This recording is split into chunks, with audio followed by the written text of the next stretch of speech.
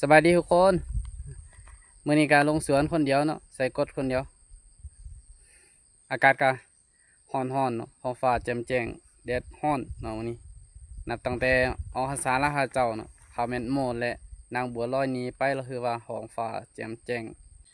เฮามาใส่กดคนเดียวอันนี้แม่นยางของเฮาเนาะเดี๋ยวหาทุกคนเบิ่งเนาะอันนี้เป็นยางของเฮาเนาะอืมอันนี้บ่ทันได้ใส่กดเทื่อเพราะเมื่อกี้นี้ใส่กดมาแล้วฮอดแถวนี้ยังบ่ทันได้ใส่เทื่อตัวนี้เนาะยางเฮา อันนี้ก็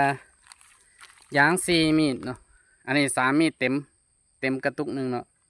อันนี้เป็นตุกที่2มีนี่จะบ่หลายปานนั้นเนาะสังเกตเบิ่งจางนี่มีนี่บ่หลายอันนี้เป็นมีดที่4นะนี่เนาะส่วนยางของเราอันนี้เป็นสายฮัน600เนาะสายฮัน600เริ่มออกแล้วเนาะเพราะว่าหันมานี่หน้าฝนหันมาบ่ค่อยออกหลายหลังจากที่เข้าสู่หน้าแล้งเนาะยามฝนออกไปฤดูหนาวเข้ามาสายฮันนี่คือว่าจะออกน้ำยางหลายเนี่ยจังไดเดี๋ยวเฮาใส่กดเนาะเพราะว่ายังบ่ทันแล้วคือเฮาจะใส่แต่หางเฮิงลงมาเนาะใส่เฮิงลงมาอันนี้ก็แม่นผงเครื่องของสัมภาระของเฮาเนาะเป็นข้าวต้มนมหวานน้ำดื่มเนาะนี่ขนมเครื่องดื่มนี่เฮาเก็บมาเพราะว่าเฮาเฮ็ดเวียกบ่เป็นเหงื่อเป็นยามเนาะเฮาเฮ็ดเวียกไปเรื่อยๆกินข้าวบ่เป็นเหงื่อเป็นยามเนาะกินข้าวบ่เป็นเหงื่อเป็นยามเราเอาแต่หิวยามใดแล้วก็กินเนาะเพราะว่าเฮาจะเอา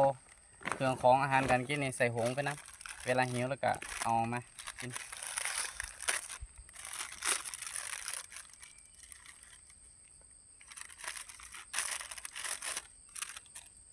เพราะว่าเฮ็ดเวียกนี่บ่คือกันกับเฮาเฮ็ดเวียกประจำมันอย่างอื่นเนาะอันนี้มันเฮ็ดเวียกอยู่สวนอยู่ไร่อยู่สวนหิวยามใดก็แม่นเอามากินเนาะเพราะว่าเฮาเฮ็ดเวียกตามสภาพอากาศถ้าว่าฝนบ่ตกมันฟ้าแจ้งแดดสว่างสิเฮาก็แม่นเฮาจะเฮ็ดเวียกได้เนาะถ้าว่าฝนตกฝนรินก็แม่นพักผ่อนเนาะบ่ได้เฮ็ดเวียก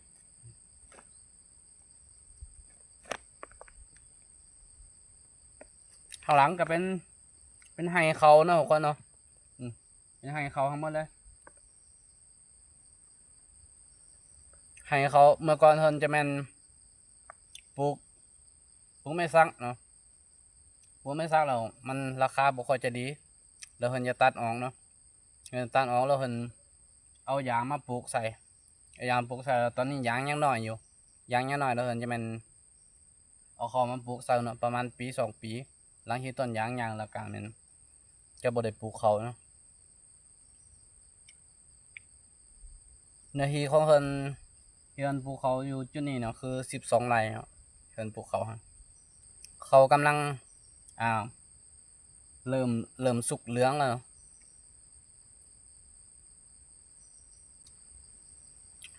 ท้องฟ้าแจ่มใสดีเนาะมื้อนี้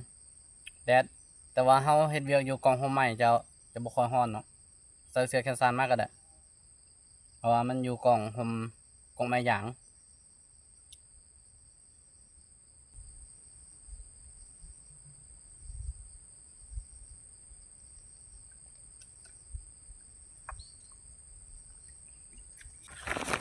กินน้ำแล้วกินนมใส่จังหน่อยเนาะเพราะว่าแต่ละมื้อหลังจากที่เฮาลุกมากินเฮาจะกินแต่กาแฟเนาะตอนเที่ยงคืนเฮาจะลุกมากินกาแฟก่อนแล้วก็เฮ็ดเวียกเนาะถ้าเฮาจะกินกาแฟอย่างเดียวก็เสียสุขภาพเนาะเฮาจะต้องกินข้าวนมกินนมเสริมไป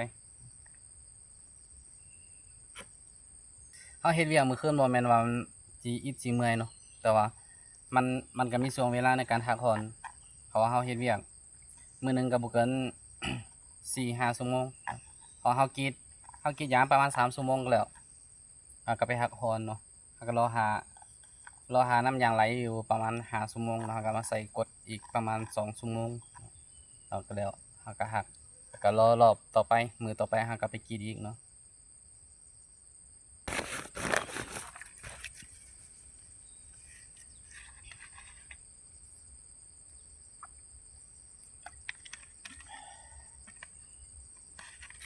กินอิ่มละไปใส่กดต่อทุกคน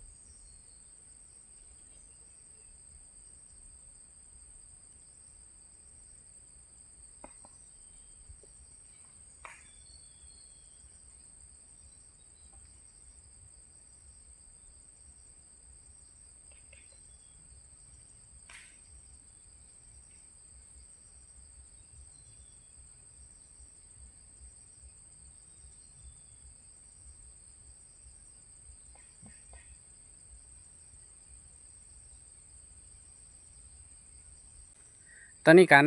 ใส่กดของเฮากันแล้วเนาะคนเนาะ